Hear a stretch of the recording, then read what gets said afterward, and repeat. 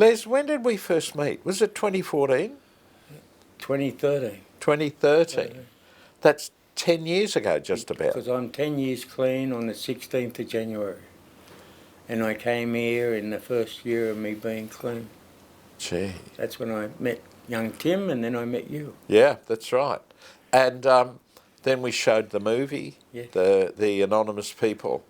And I remember all those people getting up telling their stories. And for a long time then it became you, me and Jess, didn't it? Yes. The three of us were doing the drug and alcohol thing. And I couldn't understand why other people couldn't understand. I still don't understand why people don't get the 12-step movement and how much you don't have to follow all of it, but how much of a guide it is to good living, eh? Yes. Yeah, I get surprised at that myself, Bill. That people ignore it and they'll look for any excuse. And the biggest one is God. Yeah. Higher power. Yeah. Yeah. And basically all it means is just trusting, that's all. Yeah. A power greater than ourselves. Yeah.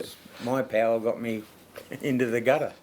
So how hard is it to stay clean?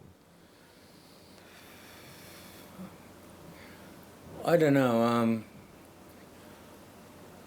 I get tested in the weirdest way sometimes, where you think, just recently when I had the medicals, the doctor told me I've got 1.5 years to live. Yeah. I thought, do I party out? You know, go with a bang, or do I go with dignity? And I've done enough work on myself now that I've chose that I want to go with dignity. And how long have you been working on yourself? Really? My first rehab I went to was in 1987. And that was the old McKinnon when I was in Roselle Hospital. And the programs, there you went there and you were told what to do. If you remember the Jim McLean in those days and Pat Gelhart, they used to call her Pat the Rat. She would rip you to pieces. And Liz Miles, they were the experts in drug and alcohol in those days. And we've done the full circle. So did it put you on the path? Yes. I didn't know that. I grew up, I went to the same school as Bob Carr. I didn't know people had recovery. I thought people did what I did, or they were nerds, or they died. So you didn't think people could get out of it? Yeah. Gee. That was the truth. And I didn't know that Bob's brother, he was in my year at school, and he was a nerd at school. And at 28, he was in a coma for 12 months and died from heroin overdose. Because I, from what I can see, ordinary people end up using drugs or alcohol. It's not a special group, is it? It's not a different group. No. All walks of life. I've been in rehab with doctors, priests, nuns. I've sat in meetings with nuns that drank metho. And one of my ex-mother-in-laws, she's devout Catholic. And she was astounded when I come home and said there was a nun there that had been drinking metho. She just couldn't see it. So what have you learned? One of the things, human beings right back to cavemen have always looked for escapism. You know, berries and fruits and all that, they knew it's hypnotic drugs long before chemists were selling them and gangsters. And they'd smoke stuff and chew it. Betel nuts is one still chewed by Indigenous people today. But what have you learned about human beings? We can be very empathetic, very judgmental, very cruel. And we'd like that on ourselves. When I went to jail, I got made to do anger management. And I said, violence was never really part of my story. Why am I doing that? And he said, you're angry at the world and you're angry at yourself. And that was true. I wouldn't admit it, but it was true. And did that help lower the addiction a bit? It helped me to want to... Well, I had 10 years up before I went to jail, and then I'd relapsed and did other things and then ended up in jail, first time ever. And then it put the seed back in my mind that I should go back to that lifestyle of abstinence. So was jail a help? What's it like in jail? I was lucky in a way. I went to Parramatta, that's been shut down now, but there was a lot of open space. There were people in there that I knew from outside, good people as well, that were only there because of substance use. If they weren't there because they were bad people, they were there because they were addicts or alcoholics. So do you believe there's a lot of bad people in jails? There are some people that deserve to be in jail that are bad, and there are other people that are just bad luck that their addictions have taken them down that path. So what did you learn? Was jail a nightmare for you, or what? Only once when I picked up the wrong bloke's towel in the bathroom. What happened?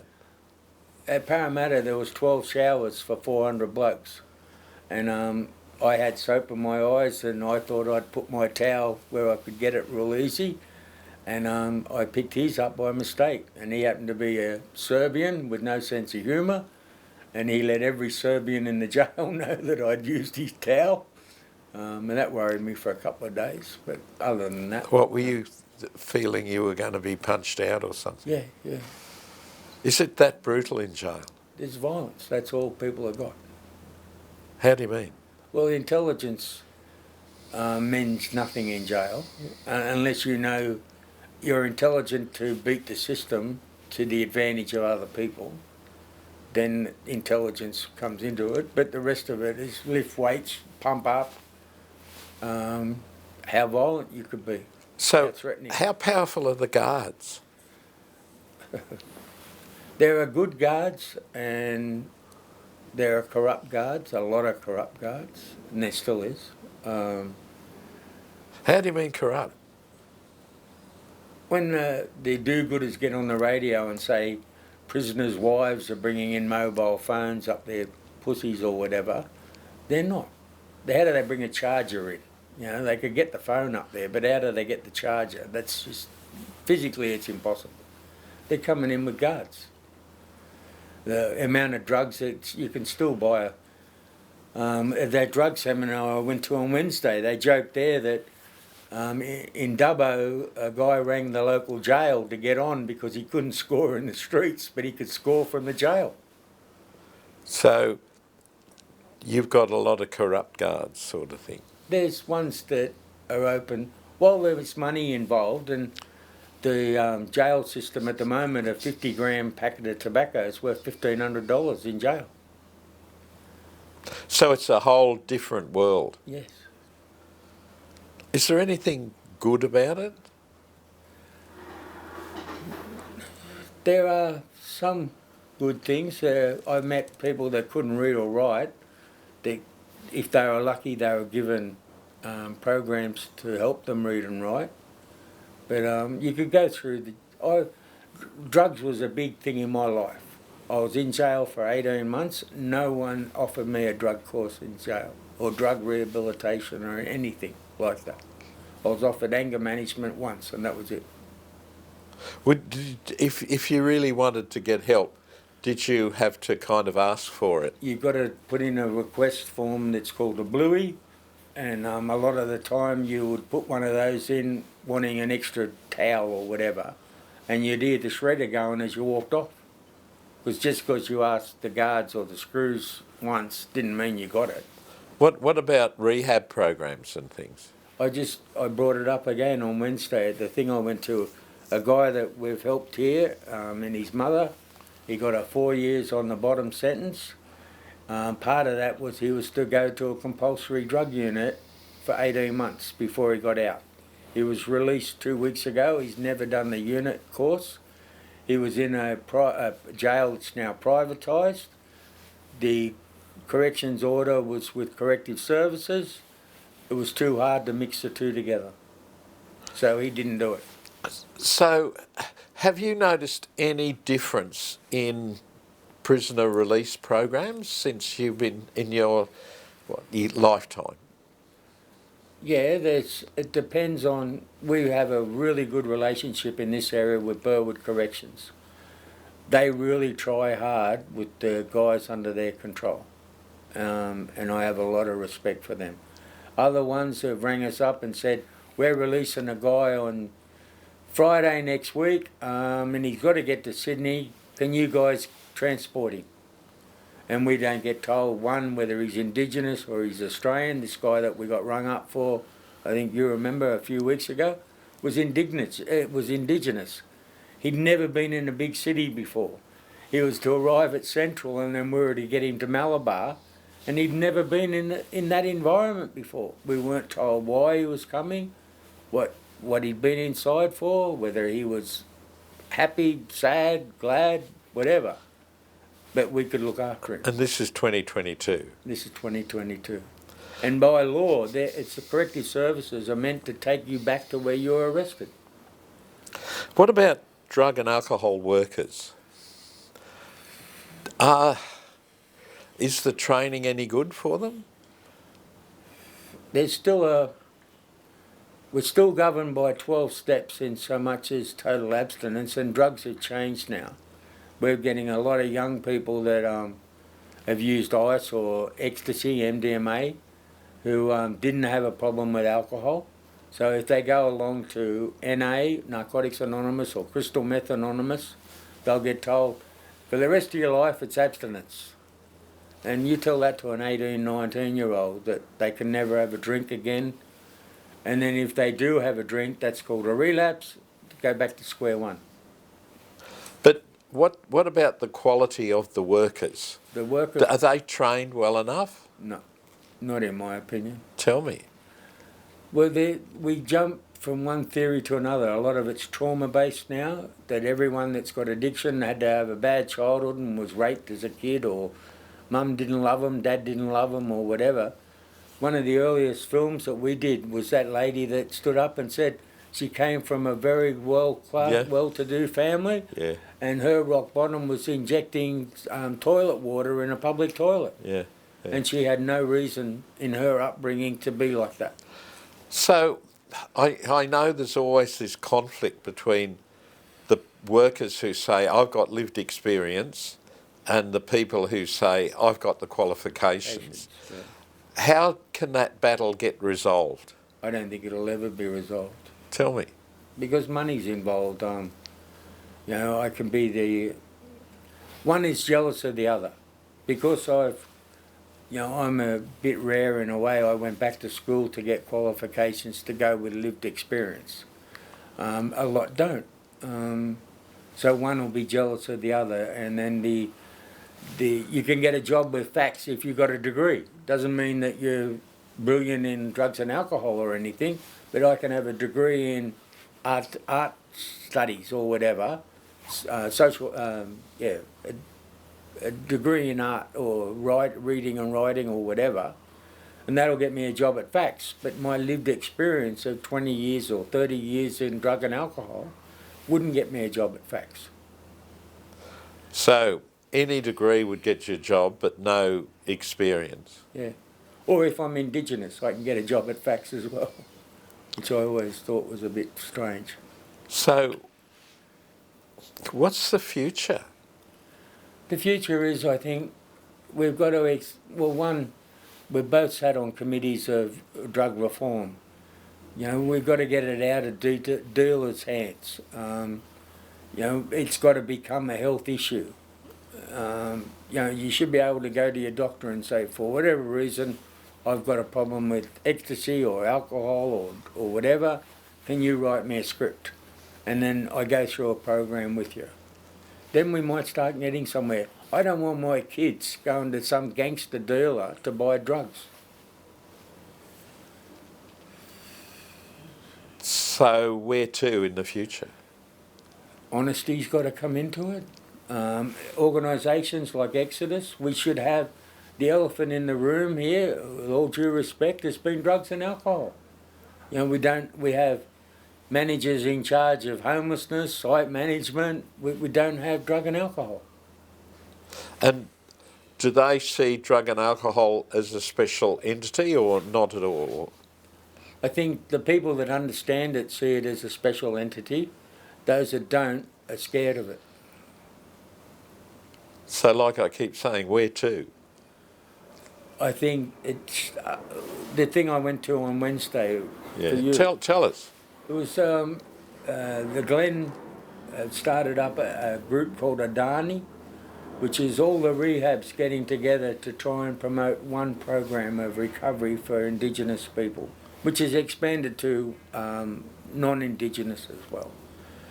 And that was inspiring because there was Ken Stevens from the head of the ICE inquiry was there, to people from corrective services or people from public service were there, all speaking in the one language. And all had the one ideal. There was no ego involved. It was wanting to get people well. It turned you on. Yes. What did it turn you on to? To want to come back and grab Bill and say we need to make drug and alcohol, instead of the elephant in the room, our best friend in the room. By having drug and alcohol workers. Workers, and give it credibility. You don't think, I keep hearing, you don't think drug and alcohol work is given credibility? No. Is that general in society as well? In society as well. So that it's the elephant. Well, it's the elephant in the room in lots of families, isn't it? Because there's a bottle of booze behind the TV, or. My dad, when I first went to rehab, and then I said I was going to go to 12-step meetings, he thought I should go to 1 or 2, and that'd be it. I'd be cured. And that was back in the 80s. And then I had a psychologist when I relapsed in Perth. I was paying a very high psychiatrist because of marriage breakdown and business building. I'd been millionaire and I was broke. So I was going to this high-class psychologist, and I said, I look like smoking dope with my ex-partner. How do you think I'll go? And he said, well, all the work you've done, you'd be the first to know the wheels fall off. And I was the last to know. So society isn't at the spot where it recognises the damage drugs and alcohol are doing to it. To families and that. Look at my own family. I've got a young grandson now who's hitting goals all over the place because he got clean through me getting clean. Kobe D, the rap singer. You know, he's just done a concert. He's Indigenous. He just did a concert in Germany a month ago. How many Indigenous rap singers go over to Germany and perform? And he's like that and he's a single dad just like me at one stage. And he got clean because I was able to introduce him to another lifestyle. So they say that one addict, one alcoholic affects 7 people. When we're in recovery, we affect 7 to 10 people as well. So anybody, you would have met people from all levels of society. Yes. So you said there's millionaires all the way to homeless people. Yeah. We had a meeting, 6 months ago with the Premier's advisor, who's got a history of drugs in his life. You know, so from him down, you know, the celebrities that come here, Richard Branson, we went to his presentation at the town hall on drugs and alcohol. He paid his own fare. He wasn't making money from that. So part of the thing is making it much more public, because it's hidden, isn't it? It's hidden. You're the black sheep of the family if you've had a problem with drugs and alcohol. So, Les, in all your life, your whole life, say your whole life's flashing before you now, what would be the main lesson you've learned? Besides, I've got a big mouth sometimes, which I get told many times. CBT teaches you live in the moment. You know, I wasted a lot of my life. My dad said to me years ago, you can get back relationships, you can get back money, jobs, whatever. You can't get back time. And the biggest thing drugs and alcohol rob you of is time. Time with your family, time to enjoy life, you know, to see the trees from the forest. I only saw forests for a long time. You know, since I got clean, I've been to Hong Kong twice. Who would have thought I'd have went there? You know, bloke out of jail. I couldn't even go to Manly unless I had a dealer going with me. You know, and then I was able to go on a plane to Hong Kong twice. You know, to experience sex without drugs or alcohol in me. I hadn't done that for years either. I'd never slept with a woman sober for, I don't know, 20, 30 years. I was always under the influence. I've seen I've got 6 kids, only saw one of them be born straight. I was out of it for the other 5. You know, so I'm proud of being a person. You know, I was talking to someone this morning. I'm known in the drug and alcohol field. You know, I go to meetings and people say, "I know you," and not for the wrong reasons. You know, I look shocked sometimes because I don't know that. I run groups on social media with 2,500 people in it. I've got 5,000 contacts on LinkedIn, a professional one. You know, and I'm an ex-con. You know, where did that come from? So I'm proud of all those things, Bill. So if you could go back to little boy Les, what would you say to him? Stop trying to fit in where you don't belong, because that's what started me off on drugs. I was a young person at school when everyone was older than me, and I took substances to try and fit in. And then from 11 years onwards, 11 years old till I'm 67 now, I've tried to fit in, and I don't have to anymore. You know, I've learnt to be me. Who would have thought that Reverend Bill Cruz and I would be best friends? So who are you? Les Banton. God bless you, Les. And there was a rehab that said to me once that you got to get up in the morning, look in the mirror and say, "My name's Les Banton, and just for today I'm a worthwhile person." And to look at yourself eye to eye, and I couldn't do that for 6 weeks. I can do that now, sometimes. That's it. But yeah, that's what recovery teaches you, to accept you, warts and all. Let me ask you, somebody comes here out of drug and alcohol, they've given up drug and alcohol and they're working through things, you know. The thing I've learned is that you have to do what you learn. Because if you don't do what you learn, it falls away. Yeah. How do we set up programs so that people who have experienced, you know, gone through the whole drug and alcohol thing, how can we set up programs so that people like them can help other people? One of the sayings in recovery is you're as sick as your secrets. And one of the things that freed me was telling my story over and over to different people. And then I would listen to their story. So I wasn't alone anymore. One of the reasons why a lot of people use substances, you're alone and you haven't got a purpose in life. By being able to, we do it now, we run a smart group on a Monday morning. I get 8, 9 blokes now that come along and we talk as a running story about substance and things from the past. But when I mentioned sex before, we did it the other week on, you know, how many of us had ever had sex straight. And it was surprising how many hadn't ever had sex straight and talked about it.